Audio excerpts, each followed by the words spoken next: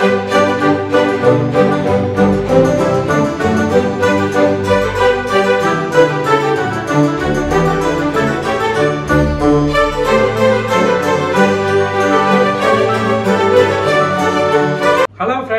to our channel. நான் உங்க chef Ramkumar. இன்னைக்கு நம்ம சேனல்ல என்ன ரெசிபி பார்க்க போறோம்னு பாத்தீங்கன்னா பன்னீர் பிரியாணி தான் எப்படி செய்யறது பார்க்கலாம். ஒரு சூப்பரான பன்னீர் பிரியாணி செய்யலாம். வாங்க வீடியோக்குள்ள போலாம்.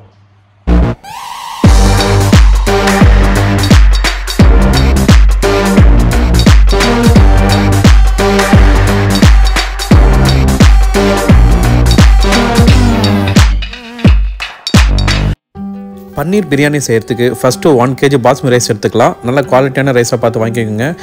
ரைஸ் நல்லா 20 to 30 minutes நல்லா ஊறட்டும்.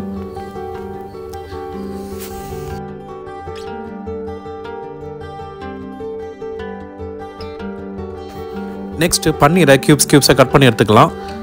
1 kg ரைஸுக்கு 1 kg பன்னீர் எடுத்துருக்கேன். இதை நல்லா க்யூப்ஸாக பார்த்து கட் பண்ணி எடுத்துக்கோங்க.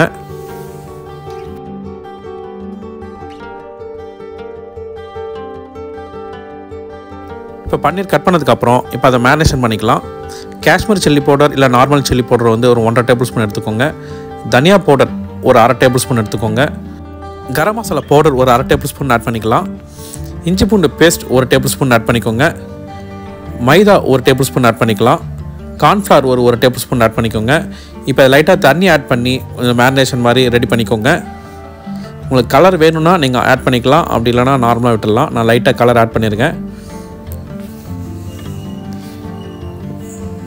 இப்போ நல்லா மேரினேஷன் ரெடி பண்ணதுக்கப்புறம் நம்ம கட் பண்ணி வச்சுருக்க அந்த க்யூப்ஸ் பன்னீரை ஸ்லோவாக அந்த மேரினேஷனில் நல்லா மிக்ஸ் பண்ணி விடுங்க.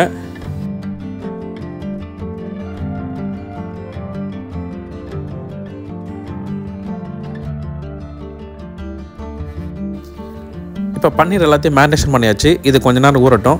அதுக்குள்ளே நம்ம பிரியாணி மசாலா ரெடி பண்ணிக்கலாம். ஒரு பிரியாணி பாத்திரத்தில் ஒரு 200 ml ஆயில் ஆட் பண்ணிக்கலாம். 1 kgக்கு 200 ml ஆயில்.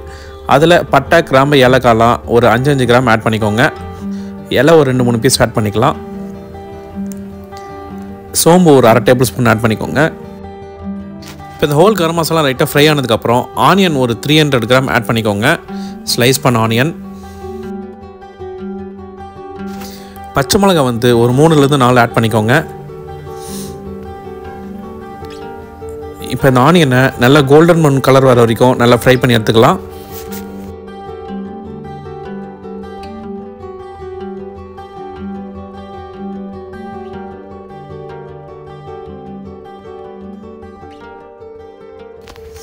ஆனியன் நல்லா கோல்டன் ப்ரவுன் கலர் வந்ததுக்கப்புறம் டொமேட்டோ ஒரு 250 கிராம் ஆட் பண்ணிக்கோங்க. கட் பண்ண டொமேட்டோ.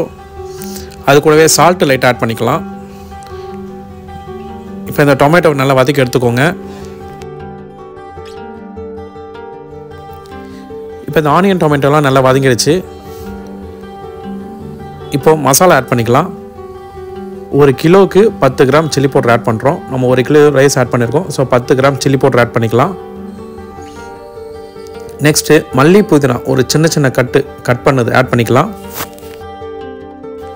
அதுவும் இந்த மசாலா கூட நல்லா ஃப்ரை பண்ணி எடுத்துக்கோங்க.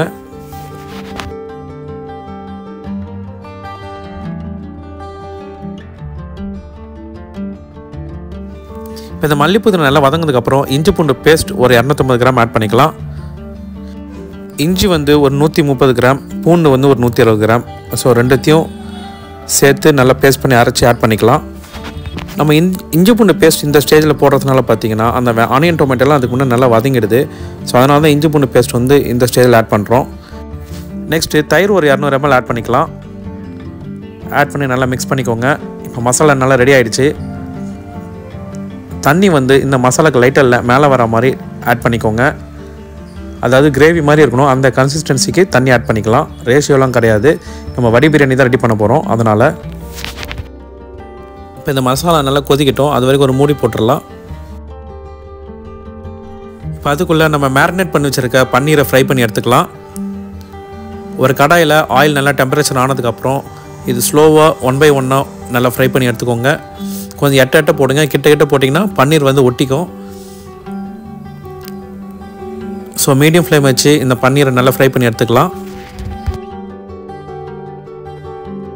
இந்த மாதிரி நல்லா கலர்ஃபுல்லாக ஃப்ரை பண்ணி எடுத்துக்கோங்க. நெக்ஸ்ட்டு நம்ம ஊற வச்ச பாஸ்மதி ரைஸை பாயில் பண்ணி எடுத்துக்கலாம். ரைஸ் பாயில் பண்ணும்போது சால்ட்டை லைட் ஆட் பண்ணிக்கோங்க. சால்ட்டு பார்த்திங்கன்னா இதில் வந்து லைட்டாக கொஞ்சம் அதிகமாக இருக்கணும். அப்போ தான் அந்த ரைஸும் அந்த பிரியாணி நம்ம ஆட் பண்ணும்போது கரெக்டாக இருக்கும். இப்போ ரைஸ் பார்த்திங்கன்னா ஆஃப் டன் ஆகிடுச்சு. இப்போ ஸ்ட்ரெயின் பண்ணிக்கலாம். ஸ்ட்ரெயின் பண்ணிவிட்டு இப்போ மசாலாவில் நம்ம ஆட் பண்ணிக்கலாம். இந்த மசாலா லைட்டாக கொதி வரணும். அந்த கொதிக்கும் போதே இந்த சூடாக இருக்கிற இந்த பாஸ்மதி ரைஸ் வடித்ததை நம்ம ஆட் பண்ணிக்கலாம். ஆட் பண்ணிவிட்டு அந்த மசாலாவை நல்லா அந்த ரைஸை மிக்ஸ் பண்ணி விடுங்க. மிக்ஸ் பண்ணிவிட்டு நம்ம அந்த வடித்த ரைஸ் தண்ணியை இதில் லைட்டாக ஆட் பண்ணுங்கள். இந்த ரைஸும் இந்த வாட்டரும் ஒரே சேம் லெவலில் இருக்கணும். அந்த கன்சிஸ்டன்சி பார்த்து வாட்டர் ஆட் பண்ணிக்கோங்க. நம்ம நிறைய பிரியாணி ரெசிபி வீடியோ போட்டிருக்கோம். நம்ம சேனலில் போய் பாருங்கள். இந்த பிரியாணி கன்சிஸ்டன்சியாக எப்படி ரெடி பண்ணுறதுன்னு இருக்கும். இப்போ ரைஸும் அந்த தண்ணியும் நல்லா லெவலானதுக்கப்புறம் நம்ம ஃப்ரை பண்ணி வச்சுருக்க பன்னீரை மேலே ஆட் பண்ணிக்கலாம். இந்த மாதிரி மேலே அரேஞ்ச் பண்ணதுக்கப்புறம் மல்லிப்பூ நான் லைட்டாக ஆட் பண்ணிக்கோங்க. இப்போ ஒரு 15 to 20 minutes நல்லா தம் விடலாம்.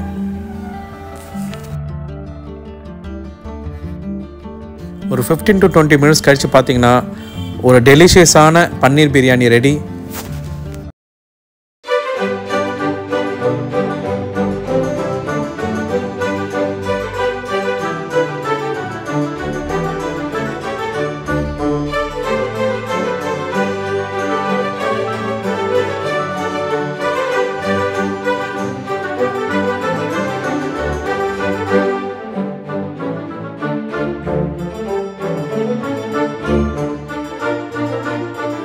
ஓகே ஃப்ரெண்ட்ஸ், இந்த பன்னீர் பிரியாணி ரெசிபி பார்த்துருப்பீங்க.